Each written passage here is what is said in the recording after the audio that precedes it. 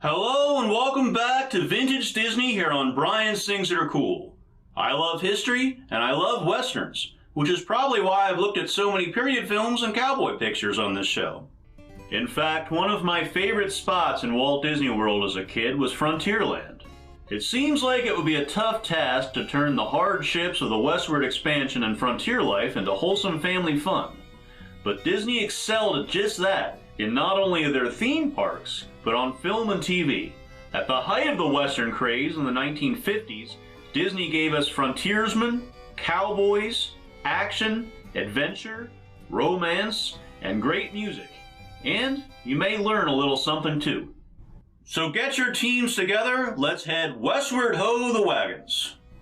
Westward Ho! The Wagons was originally a 1934 novel called Children of the Covered Wagon, a story of the old Oregon Trail, written by Mary Jane Carr. Disney's film adaptation was released in theaters on December 20th, 1956, and was directed by William Bodine, who brought us Spin and Marty, and was written by Tom Blackburn, the co-writer of The Ballad of Davy Crockett. The movie was filmed at the Johns Conejo Ranch in Thousand Oaks, California, where Walt had also filmed parts of Davy Crockett. Speaking of Crockett, Fess Parker himself stars as John Doc Grayson, who's helping guide a wagon train to Oregon in the mid-1840s. Doc eventually takes over the job as leader of the caravan from James Stephen, played by TV Superman George Reeves in his final film role. Look, up in the sky, it's a bird. It's a plane! It's Superman! Yes, it's Superman! I can only assume little boys of the 1950s had their minds blown seeing Davy Crockett and Superman share the screen. The film is rather light on plot, as it's mostly a series of incidents that happen to a wagon train of settlers as they head west, occasionally interrupted by Fess Parker singing frontier songs. This time around, Fess's character is given a love interest, played by Kathleen Crowley, who Batman fans may recognize as Sophia Starr. With Fess Parker still being a big hero to the boys who would see the film, Walt objected with too many love scenes between him and Crowley, because he would say, kids resent it. With its episodic nature, the film flows at an odd pace, and at 1 hour and 30 minutes, it's on the longer side for an older Disney film.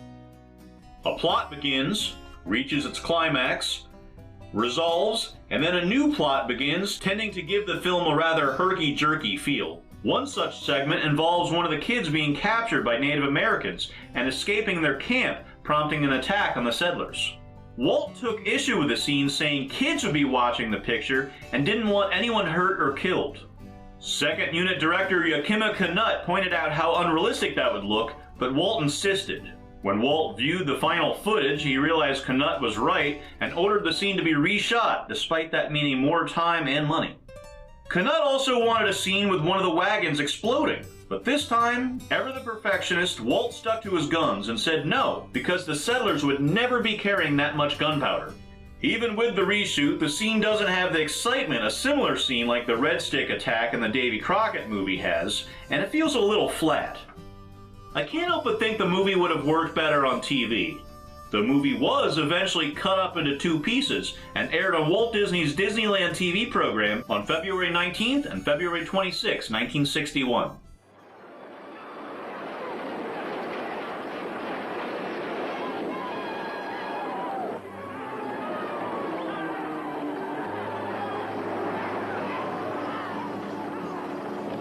Ahí están!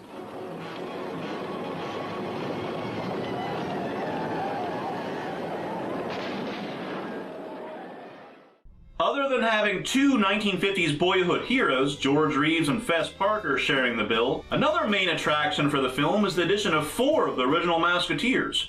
We're the Mousketeers. We want to say hello and give 3 cheers for all of you who see us every day. Doreen, Cubby, Tommy, and Karen. Not to mention David Stollery from Spin and Marty. Darlene Gillespie was supposed to have played Doreen's role in the film, but came down with pneumonia right before filming started and had to drop out. I'm kind of surprised arguably the most popular Mousketeer, Annette, wasn't included. Just that year, she had made her acting debut in the 2nd season of Spin and Marty, and there were even promotional shots of her with Fess, clearly taken on the set of the movie. With Fess Parker playing the lead role, there was an attempt to cash in on the success of Davy Crockett by having a number of songs in the picture. All of these and more can be found on Fess Parker's album Cowboy and Indian Songs, which I reviewed in an earlier episode of Vintage Disney. Hear us, O Lord, we need your guiding light.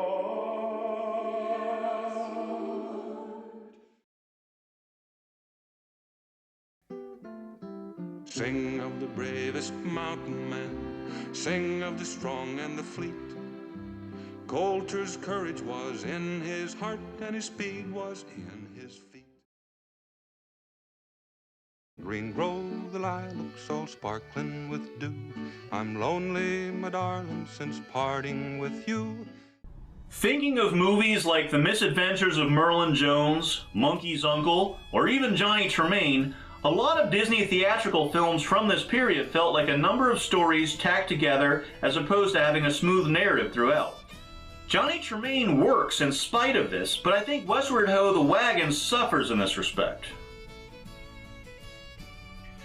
The upside is a great cast and excellent music. Not just the songs by Tom Blackburn, but the score by his Ballad of Davy Crockett co-writer, George Bruns. The cinematography is beautiful as well, and the old Conejo Ranch stands in nicely for the wild frontier, just as it had when Elvis was torn between two worlds as a half-breed at 1960's Flaming Star. What wasn't available to the filmmakers on location for Westward Ho! The Wagons is more than made up for by the gorgeous matte paintings done by Peter Ellenshaw.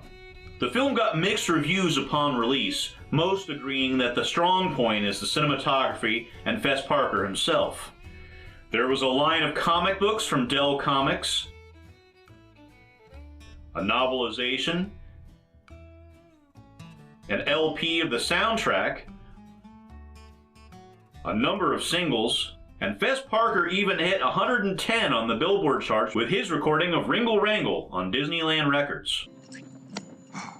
Ringle, wrangle, dingy dong dangle. Ha! A mighty fine horse looking round a course, gonna find me a pretty woman's love. While the movie lacks a smooth flowing plot and has rather milquetoast action, it makes up for everything with its epic scale. There's enough to keep any audience happy, even if it's not one of Disney's strongest historical dramas.